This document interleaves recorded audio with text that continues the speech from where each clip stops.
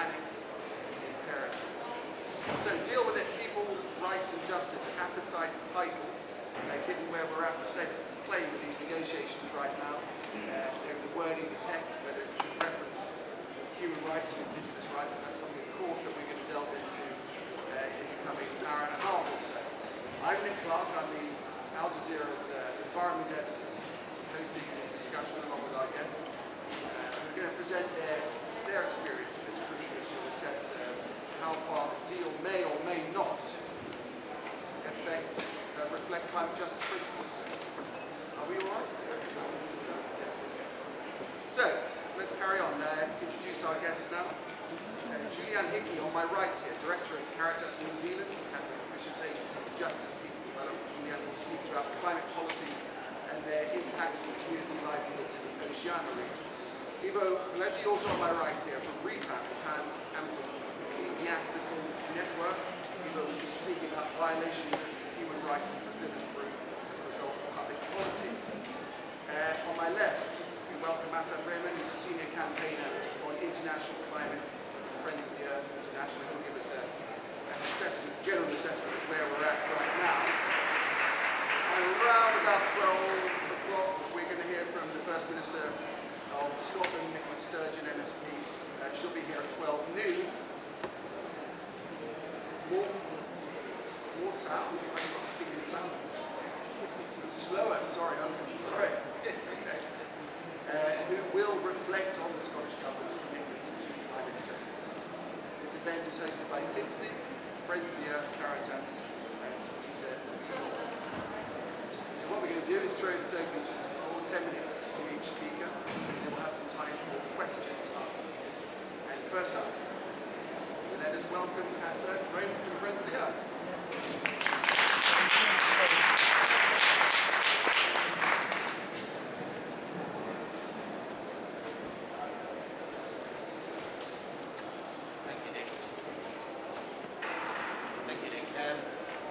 We chose this title because all the people recognise it, of course, already all around the world, we are dealing with it.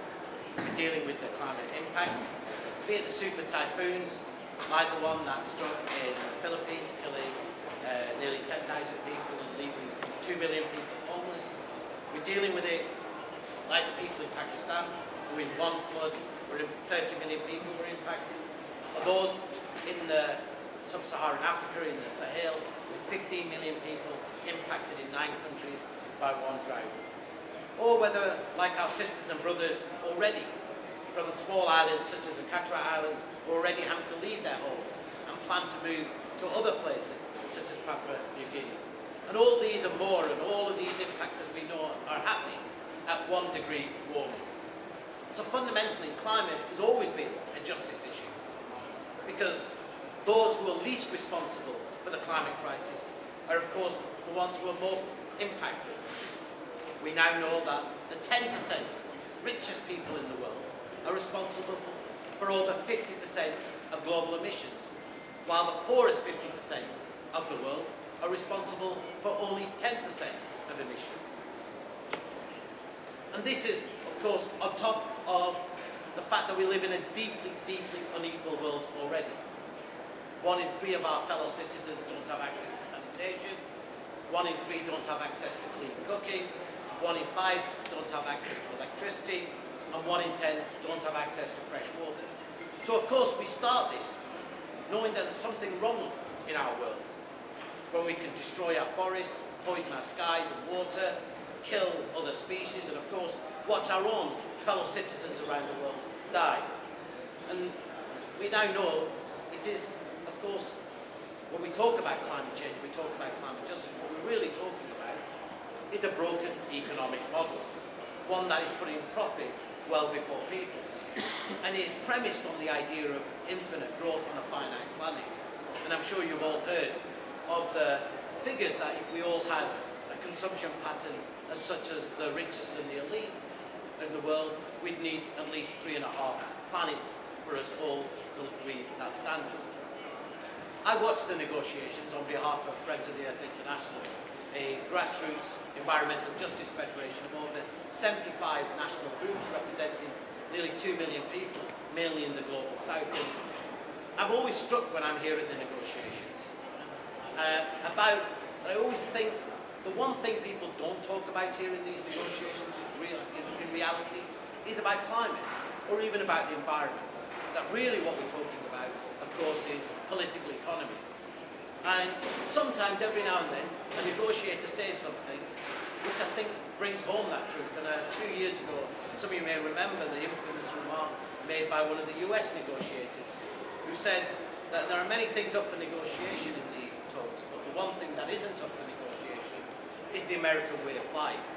And of course, what he really meant was the fact that the US, with 5% of the world's population, have a per capita income of over $44,000, while India, with 18% of the world's population, has a per capita income of only $3,100.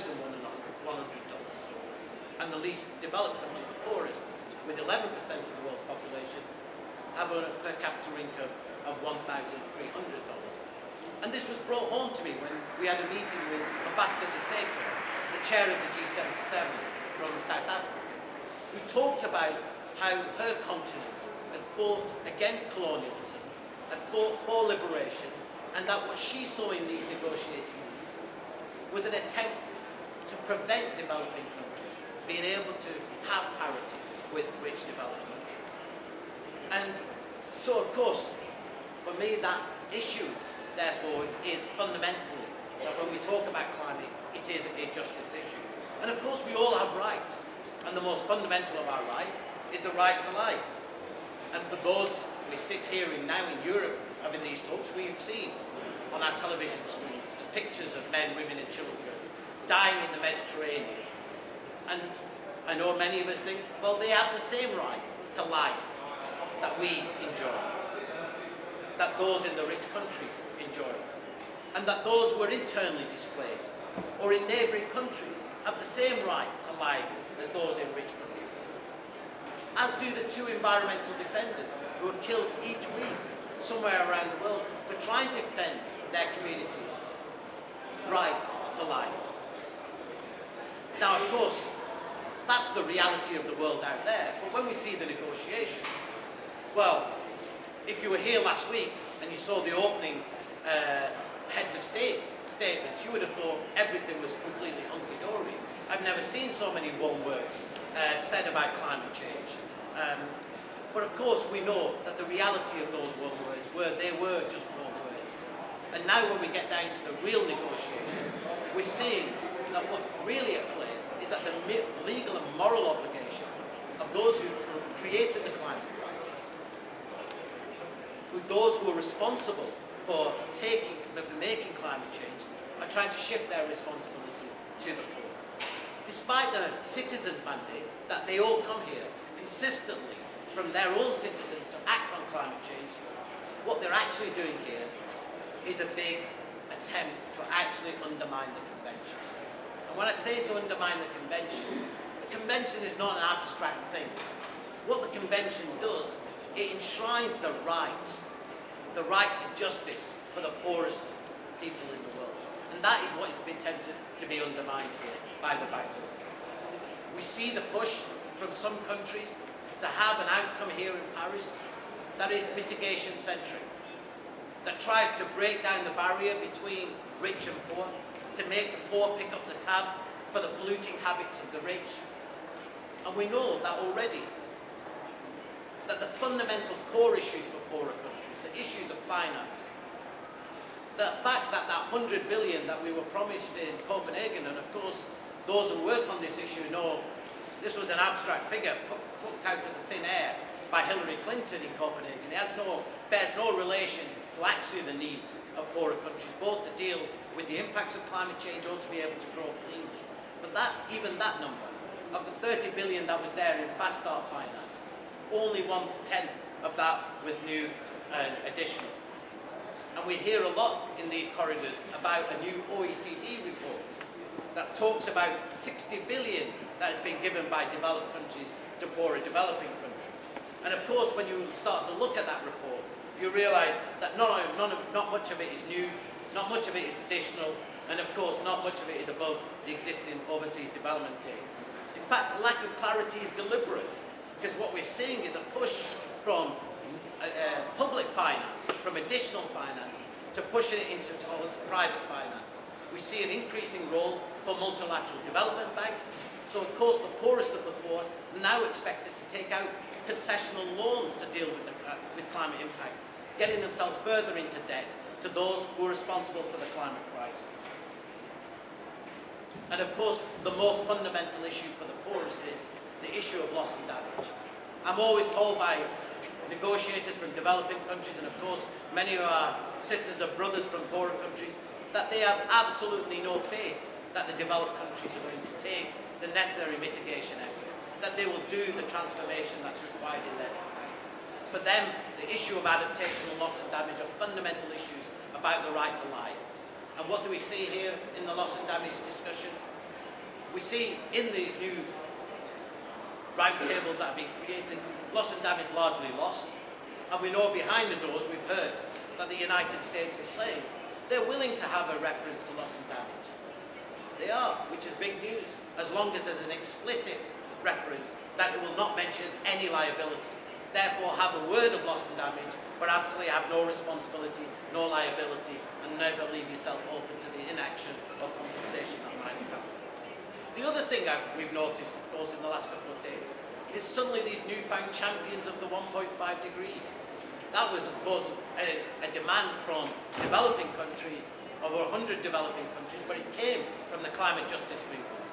A movement that had said we had never believed that any level of warming was safe, but we know that the climate science tells us that if we breach the 1.5, the impacts will be devastating for the poorest people around the world, who will lose their homes, their livelihoods, and will be displaced in their millions. And of course now we see Germany and France both give warm words, and we understand maybe even the United States is going to give a nod to 1.5. But of course without those crucial issues about the means of implementation, without the finance and technology, without the taking responsibility, so actually it just becomes an empty word. Now we're told we live in an austere time here in Europe, and of course that's why we have to cut and make sure that this agreement lives in the real world. Well, the real world, of course, as we know from the IMF earlier this year, is a world where we spend $5.4 trillion in direct and indirect subsidies to dirty energy corporations. Think about that. That's about $10 million per minute that me and you give each minute to dirty energy corporations for their actions. And of course, we all know the figure from climate scientists that we have to keep 80% of non-fossil fuels in the ground if we're going to have a chance of keeping temperatures even to the 2 degree, let alone 1.5. But friends, it's not all doom and gloom. Because actually, when you think and look outside of this space, you realise that there is actually a lot of action taking place around climate change. And we know, those of us who work around these issues, around justice, that of course nothing less than a systemic transformation of our societies, of our economies, and even of our world is going to be suffice if we want to deal with the climate crisis and at the same time deal with the ever worsening and increasing inequality gap. We do, friends, have solutions and alternatives.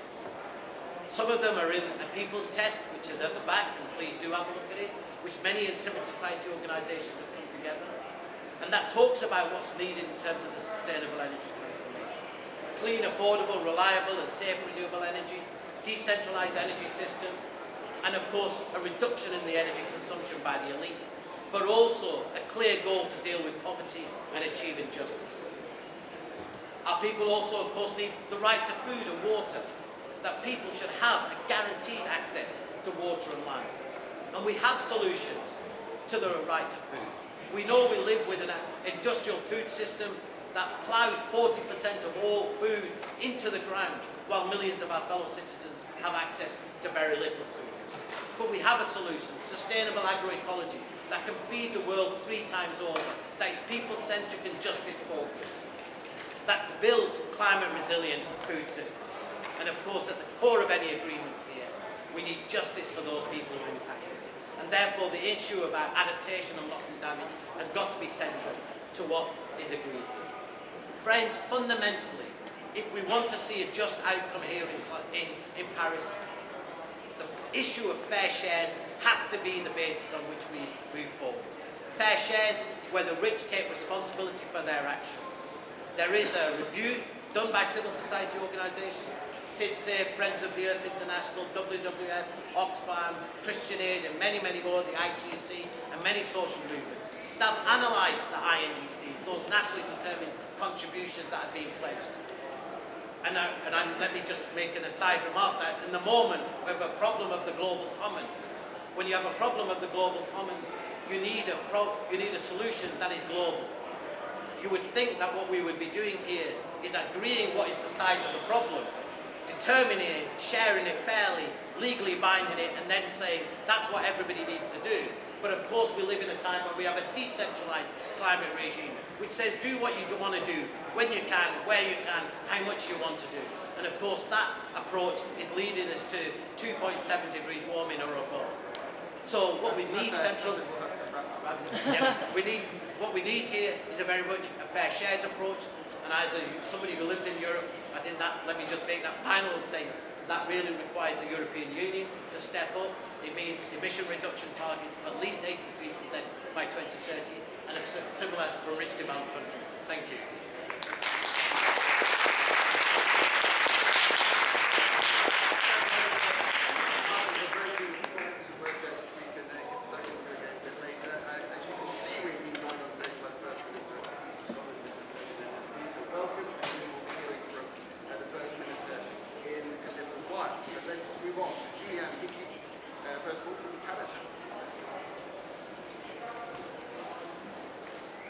He honore, he karorea ki te atua, he mongaronga ki te whenua, he whakaro ka ki ngā tangata katoa. Tihe moriora. Glory to God, peace to the earth, and goodwill to all people. Tēnā koutou katoa. Ngā mihi nui I ngā tangata o te moana nui a kiwa. No Aotearoa aho, ka mahi o ki Caritas, ko Julian Hickey aho. Tēnā koutou katoa. I bring you greetings from the peoples of the Pacific. I am from Aotearoa, New Zealand. I work for Caritas and my name is Julian Hickey. Today I am privileged to bring you the voices and faces of people from Oceania. People who have played very little part in contributing to the environmental crises we are now facing, but are paying a very heavy price for the behaviour and lifestyles of people in other parts of the world. I want to tell you how climate change is eroding away people's human rights to food, water, shelter, development, culture and community, and to talk about why it is important that climate finance reaches the most vulnerable communities. But first, I want to introduce you to our home in Oceania. Saint Pope John Paul II said, when he visited the Pacific in 1986, that it is a part of the world which seems to be a kind of paradise, unsurpassed in natural beauty. He later told us in Ecclesia in Oceania that we have a particular responsibility to care for the Pacific Ocean, which holds 1/3 of the world's water supply. Water defines our part of the world. The peoples of the Pacific see water and the ocean as something that connects us. The same water laps on the shores of Aotearoa, New Zealand, as on the shores of Samoa, Tonga, Papua New Guinea, Vanuatu, and our many island neighbours. Oceania was one of the last parts of the world to be settled by human beings, and the last part of the world to be colonised. Although Australia and New Zealand have high per capita carbon emissions, in most parts of the Pacific, people still walk lightly on the earth. Our small population is spread across a variety of islands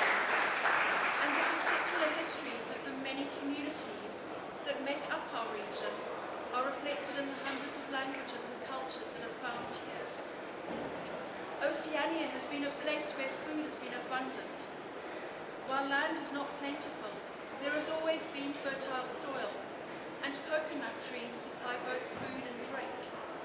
The oceans have teemed with life, with ample seafood to support families and communities. When Pope Francis calls on us to protect our common home, this is our particular part of that home.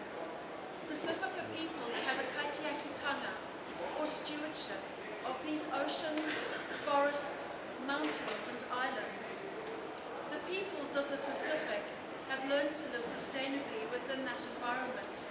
It ought to be able to sustain us and future generations. But things are rapidly changing. The storm clouds are gathering. Our region is threatened by numerous changes which are occurring at great speed. Increasingly severe storms are lashing small, vulnerable islands.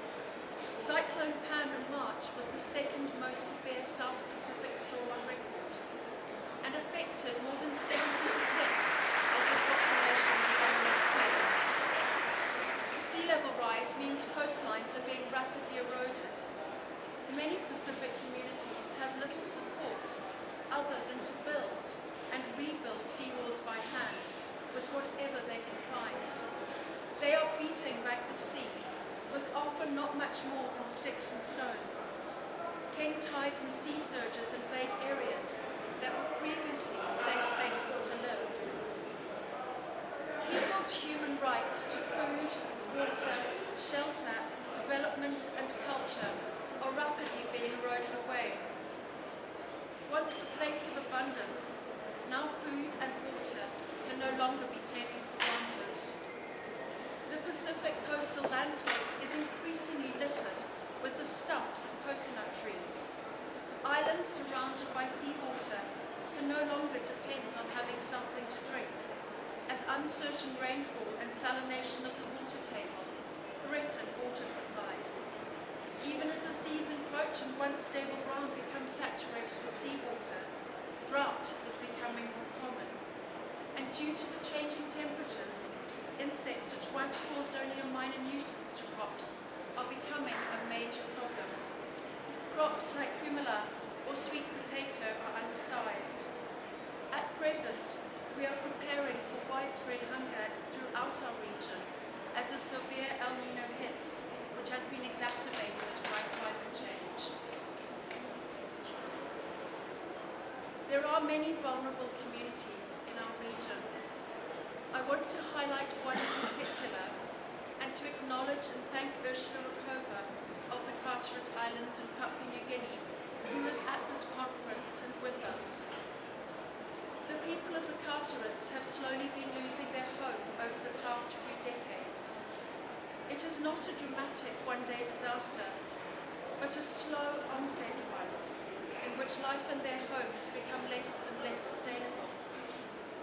In 1963, the Catholic Church recognized the problem and undertook to help to move them from to the mainland. This offer was renewed in 2007 when Bishop Unabali made 4 areas of land available on mainland Bougainville for resettlement. Slowly the community has started to move from the Carterets to Tinwoods. At this conference, we will hear of billions of dollars needed for climate finance. Although between $35 to $50 billion is spent in developing countries each year, this is still only a fraction of the trillions of dollars a year that our organizations estimate is required. The recent OECD report on climate finance showed that most of these funds are going on mitigation, particularly projects about new forms of energy. Mitigation is important and necessary, and we support climate funds that the New Zealand government spends on renewable energy projects in the Pacific. But of the small remaining percentage left to assist poorer countries to adapt to climate change, our analysis and experience is that very little of this money reaches communities such as the Carteret Islanders. New Zealand is making available funds for climate change adaptation, which in some cases are going to support business as usual infrastructure projects, sometimes on the basis of a small environmental component. one project we have raised concerns about is one in which adaptation funds for climate change have been spent on building a second jetty for tourism cruise ships in the Cook Islands. Another is a project to extend an airport runway in the Solomon Islands. Both of these projects were completed in 2013. These may be valid infrastructure projects, but they are not meeting the most urgent adaptation needs of vulnerable communities, already forced to change their lives significantly as a result of climate change. For example, right now, we understand that there are 40 families waiting to move from the Carteret Islands to Timples on mainland Bougainville. However, although there is land, there is no funding available to transport people or to build new homes.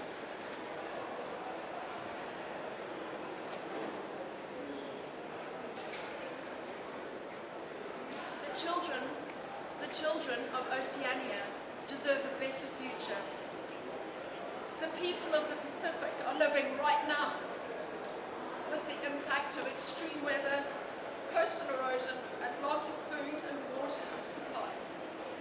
Even if an agreement is to be reached in Paris, which halted all carbon emissions, the peoples of Oceania will continue to live with climate change for decades. We need this climate summit to reach an ambitious and binding agreement. We believe that it needs to reach and keep warming below 1.5 degrees, which means full decarbonisation by 2050, because the outcomes for low-lying Pacific islands is already serious on that scenario and devastating above that. We also need to make sure that there is support for communities that are already damaged. We need climate finance to be focused on supporting the most vulnerable communities to adapt and survive. Both a strong agreement and well-directed climate finance require a transparent system of measurement, monitoring and review. It is also vital that human rights are fully incorporated into the binding part of the Paris Agreement. This is a cross-cutting issue which promotes the basic right to life, protection of indigenous and local communities, gender equality, and a just transition of the workforce. The integration of mitigation, adaptation, and human rights should be seen as a positive contributor to an agreement that secures a viable future for future generations. The international community must find a way of ensuring that this can happen. For us in Oceania, it is a matter of life and death. As I speak, the Jubilee of Mercy is starting in the Pacific. Pope Francis urges us to hear both the cry of the earth and the cry of the poor. Our voices from Oceania may be small, but they must be heard. We stand in solidarity with all people threatened by climate change. And as Pope Francis says, all is not lost. We have the ability to make changes that will protect our common home. May our struggle and our concern for this planet never take away the joy of our home. Thank you for the opportunity to bring the voices of Oceania to this conference. Mate atua tatu e manaki etiaki. May God bless us and care for us all. Tēnā koutou toa.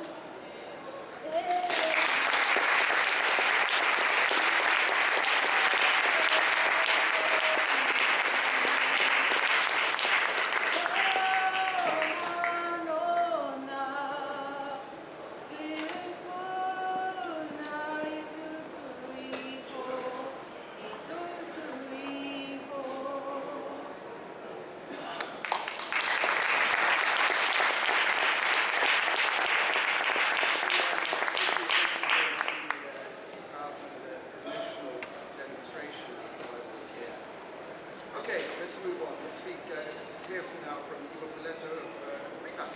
Good. Over to you.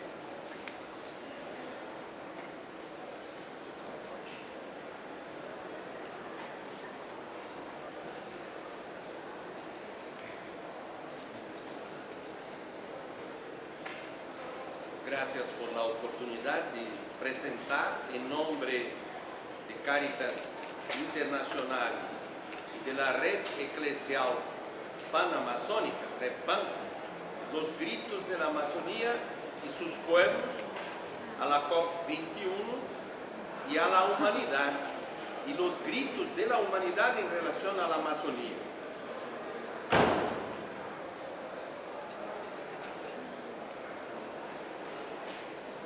Es bueno recordar que la Amazonía cubre un área de 7.8 millones de kilómetros cuadrados. Abriga 370 pueblos indígenas y cerca de 33 millones de personas en 9 países: Bolivia, Perú, Ecuador, Colombia, Venezuela, Suriname, Guyana, Francia, Guyana Francesa y Brasil. Con la cuenca del Congo, como nos recuerda el Papa Francisco en la encíclica Laudato Si, la Amazonía es condición esencial para que la humanidad tenga equilibrio hídrico, biodiversidad y oxígeno. ¿Cómo se sabe? Sin oxígeno y agua no se vive. ¿Y cómo se sabe que la naturaleza es y desea continuar madre de la vida? Es necesario escuchar su grito contra todos los que la están explotando, con claros señales que pretenden hacer con ella lo que hicieron con otros biomas. Más de 20% de los bosques han sido deforestados. Eso es un área enorme, más de 1.5 mil millones de hectáreas, suficientes para provocar desequilibrio en el mismo bioma y en otras regiones. Experimenta ya sequías porque genera menos humedad y envía menos agua en forma gaseosa a otras regiones, ocasionando aumento de periodos de sequías, llegando a la falta de agua para las personas, como está sucediendo en la ciudad de São Paulo, por ejemplo, en Brasil. Para el sistema mundial de mercancías, la Amazonía es una de las últimas reservas de recursos naturales: minerales, agua, madera, biodiversidad, y un espacio a ser conquistado para la producción de commodities: carne, soya, caña de azúcar, palma aceitera, petróleo, energía. Y en relación a eso tienen responsabilidad tanto las empresas de los países amazónicos como las empresas multinacionales y los consumidores de todo el planeta. Las dos situaciones que referiremos ahora tienen a ver con las falsas soluciones presentadas como mitigación, implementadas para enfrentar la principal causa del aumento de la temperatura de la Tierra: el uso de combustibles fósiles. Entonces, una de las iniciativas es la producción de palma aceitera para utilizarla en la producción de biodiesel, disminuyendo presuntamente la contaminación de la atmósfera. Y la otra es la construcción de inúmeras hidroeléctricas, anunciando que esa sería una energía limpia y renovable. Hay cultivos de palma en Colombia, Ecuador, Brasil, Perú, pero en Perú eso genera más conflictos sociales y desastres socioambientales, porque la Amazonía en este país cubre el 73% de su territorio y ahí viven más de 3,7 millones de personas. hay 60 pueblos indígenas, sumando 333.000 personas. Los pueblos indígenas y la población que se fue a vivir en la Amazonía peruana jamás contó con políticas de apoyo a sus actividades, ni siquiera una política de documentación de sus tierras. Al contrario, la palma aceitera contó con incentivos financieros y con leyes especiales, particularmente las que modificaron la posibilidad de cambio del uso del suelo, liberando la deforestación de hasta 70% de las áreas destinadas a ese uso agrícola. Eso es lo que se dio especialmente en la región de San Martín, incentivadas por el Plan Nacional de Palma Aceitera. Son las grandes empresas que se encargan de este negocio. Es así que han crecido los conflictos por tierra y por negación de derechos humanos, con la toma de tierras, con la agresión a los campesinos y a los indígenas, con el abandono de los sin tierra. Y al mismo tiempo fue aumentando el desastre ambiental, pues estos inmensos monocultivos necesitan grandes áreas y gran cantidad de agua, contaminan el suelo, amenazan la seguridad y soberanía alimentaria y avanzan sobre los bosques naturales. Por otra parte, la industria de construcción de hidroeléctricas está llegando a todos los rincones, a todos los ríos de la Amazonía. Hay conciencia de que si todas las que están programadas serán construidas, los ríos se morirán y la Amazonía morirá. En el río Tapajós de Brasil, es uno de los ríos amenazados. Hay más de 40 hidroeléctricas planeadas en su cuenca. Tapajós tiene 800 kilómetros de extensión y su cuenca tiene más de 490.000 kilómetros cuadrados. Está en una de las áreas más preservadas de la Amazonía, con una muy rica biodiversidad, con 19 tierras indígenas y 10 unidades de preservación.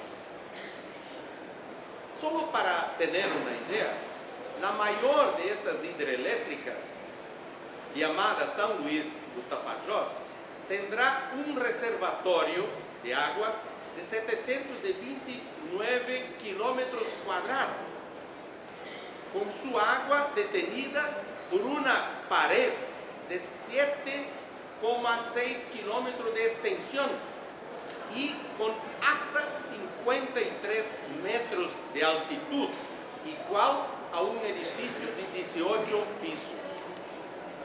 Y todo eso para una producción media anual de 4.000 megawatts, la mitad de su capacidad instalada. El costo inicial de esta hidroeléctrica es de 18.000 millones de reales. Y si tenemos presente la experiencia de otras hidroeléctricas, los costos finales serán el doble de eso, más de 30.000 millones de reales. Esa hidroeléctrica afectará la vida de 12.000 miembros del pueblo Munduruku y 2.500 miembros de pueblos tradicionales ribereños. El Tapajós es el centro de la vida de los Munduruku. Además de perder la base de su alimentación y de expresiones culturales, parte de una de las tierras indígenas y lugares sagrados desaparecerán.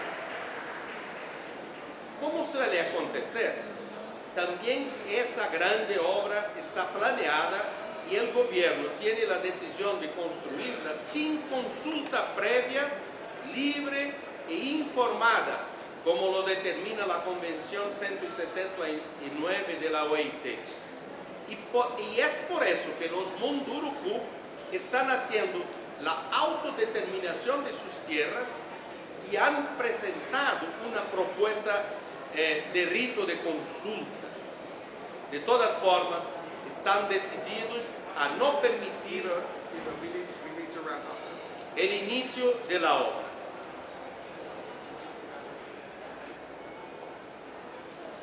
Lo más grave es que tanto en Brasil como los demás países amazónicos tienen fuentes alternativas, casi infinitamente menos emisoras de gases invernaderos y efectivamente renovables, como el sol y los vientos, y podrían entonces evitar tanto la termoelectricidad con fuentes fósiles como la hidroelectricidad, que emite gran cantidad de metano y disminuirá su potencialidad porque contará con menos agua en los ríos en consecuencia del calentamiento de la atmósfera del planeta.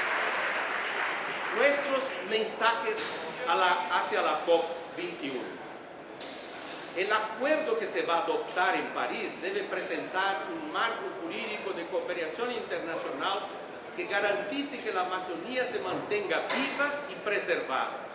La humanidad entera, para vivir, necesita la biodiversidad, el equilibrio hídrico, la absorción de dióxido de carbono y la oxigenación que ella realiza. Para eso es necesario que los fondos públicos para la financia climática apoyen los derechos humanos de los pueblos originarios y de toda la población de la Amazonía a desarrollar formas de vida y de organización económica que protejan y recuperen los bosques y convivan armoniosamente con el bioma sin destruir. En cumplir con los compromisos de París y en la perspectiva de transición, los gobiernos de Panamazonía deben utilizar prioritariamente las fuentes de energía que menos emiten dióxido de carbono y metano, como el sol y los vientos, en lugar de las falsas soluciones como la termoelectricidad, la hidroelectricidad y la producción de fuentes agrícolas de energía como la caña de azúcar y la palma aceitera. Gracias.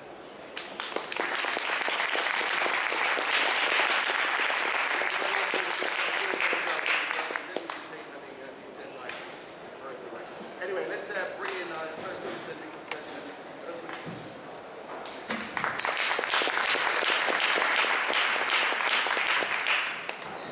Thank you very much. I want to thank Caritas Internationalis, Friends of the Earth and Zeriel for organising today's event. I'm really delighted to be part of this event and to take the opportunity to set out Scotland's commitment to tackling climate change, but also to promoting climate justice. And it's also good to be here to learn from others. And I have to say, the presentation we had from Oceania was one of the most powerful and impressive that I think I have ever heard, and should make us all understand absolutely clearly the vital importance of getting an agreement out of these talks this week that does the job that we needed to do.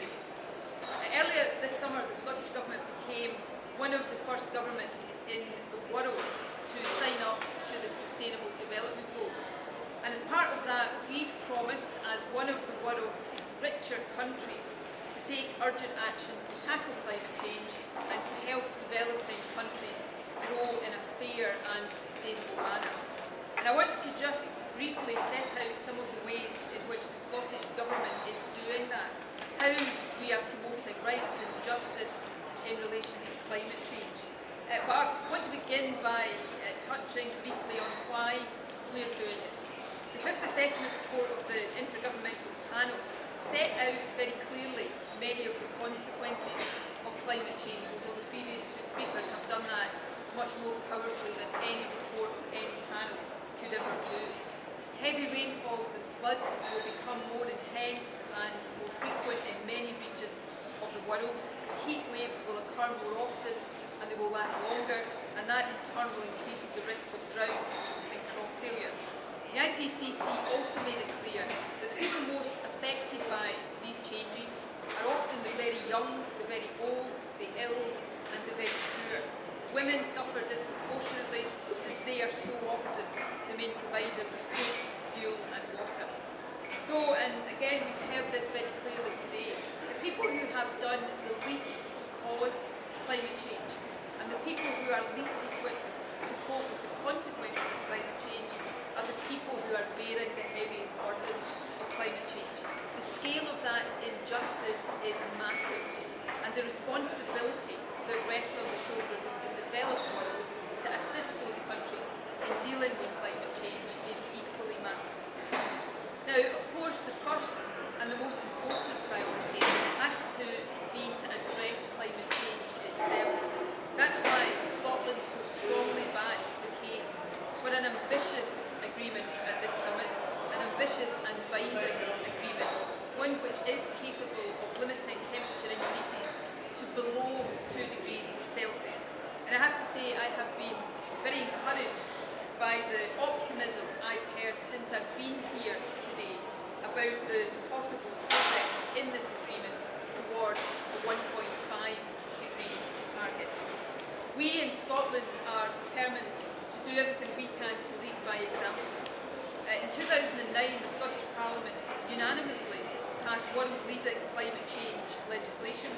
Using 1990 as our baseline, we committed ourselves to reducing greenhouse gas emissions by at least 42% by 2020 and at least 80% by 2050. These are amongst the most ambitious statutory targets anywhere in the world, and we're on course to meet them.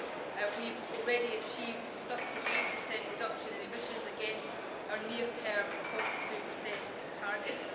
We already produce almost exactly half of our gross electricity demand from renewable sources, and we aim to decarbonise our electricity generation completely by 2030. And we're supporting innovation in some of the key technologies in the world that will be needed in the future. For example, we are world leaders in wave and tidal power.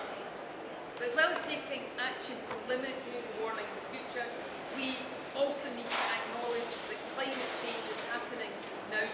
Its consequences are already being felt, and as I said earlier, they're being felt most severely by those who are already most disadvantaged. And that's one reason why Scotland is so committed through our National Action Plan on Human Rights to champion climate justice. I'm very proud of the fact that in 2012, Scotland became the first national government anywhere in the world to establish a climate justice fund. It currently supports 11 projects in 4 sub-Saharan African countries. In Malawi, for example, around 30,000 people now have access to clean drinking water, and over 100 communities have been trained in natural resources rights and management. That means that in the future, local communities are better able to manage their own resources. And we've been especially active in training and empowering women to ensure that they can play a real leadership role. In 2012, Ban Ki-moon invited us to join his Sustainable Energy for All initiative, and that was a recognition of Scotland's leadership on renewable energy, climate change and climate justice. And this summer, the Executive Secretary of the UN Framework Convention on Climate Change also praised the work that Scotland is doing. In the last 3 years, investment in community-led renewable energy programmes in Malawi has also brought better access to electricity for in the region of 80,000 people, and we're also currently backing a project, Scotland Lights Up Malawi, which aims to eradicate the use of kerosene lamps by 2020. Kerosene, of course, is often a poor source of light, which emits toxic smoke and costs almost a sixth of families' income. So we're working to replace it, for example, through the wider use of solar-powered lamps. So we're proud of what we have done and are doing, but we know that we need to do much more. I've just come from a discussion with Mary Robinson, at which I confirmed that Scotland will double the size of our climate justice fund.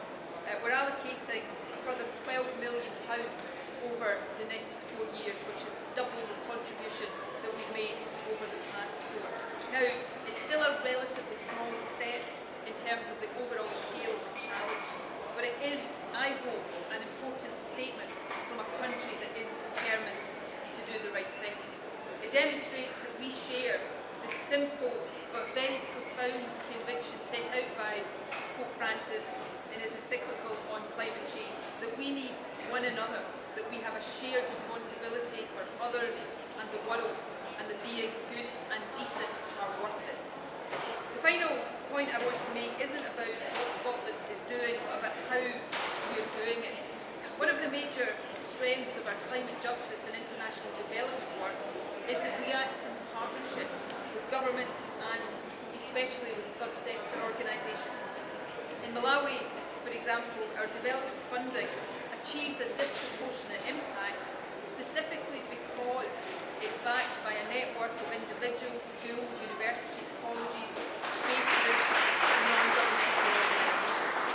In all of the work we are doing in Scotland, in supporting and meeting strict climate change targets, in developing new technologies, in promoting climate justice, we are determined to work closely with other governments, with businesses and with organisations right across the world. We're confident that we've got a lot to offer the rest of the world, but we also know that we've got a huge amount to learn from other countries across our planet. And forums like this one are an important part of that collaboration process.